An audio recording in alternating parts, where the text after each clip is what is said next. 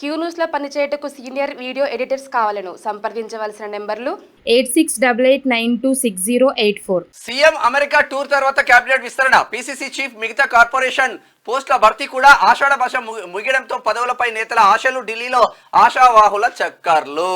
ఇక CM America tour తర్వాత ఇదంతా కూడా కార్యక్రమం ఉంటదంట. అంటే మంత్రి పదవులు అంటే ఆరు మంత్రి పదవులు ఖాళీగా ఉన్నాయి. తర్వాత ఇక్కడ పీసీసీ చీఫ్ అంటే ముఖ్యమంత్రి ఇప్పుడు పీసీసీ చీఫ్గా వ్యవహరిస్తుంది కాబట్టి ఆ పదవిని వేరే వాళ్ళకి ఇవ్వాలని చెప్పేసి భావిస్తా ఉన్నారంట అధిష్టానం.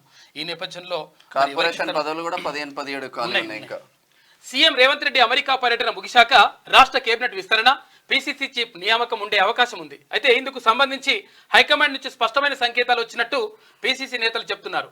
అయితే ఈ నెల 14న సీఎం రేవంత్ రెడ్డి హైదరాబాద్ చేరుకోనున్నారు. ఆ వెంటనే ఆయన ఢిల్లీ వెళ్లి ఏఐసీసీ అగ్రనేతలతో చర్చించి కేబినెట్ బెర్తులను ఖాయం చేయనున్నట్లు చర్చ నడుస్తుందట.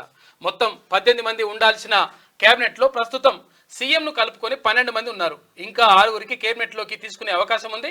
అయితే ప్రస్తుతానికి 4గురిని తీసుకొని మరో 2 బెర్తులు ఖాళీగా ఉంచుతారనే ప్రచారం కూడా జరుగుతుందట.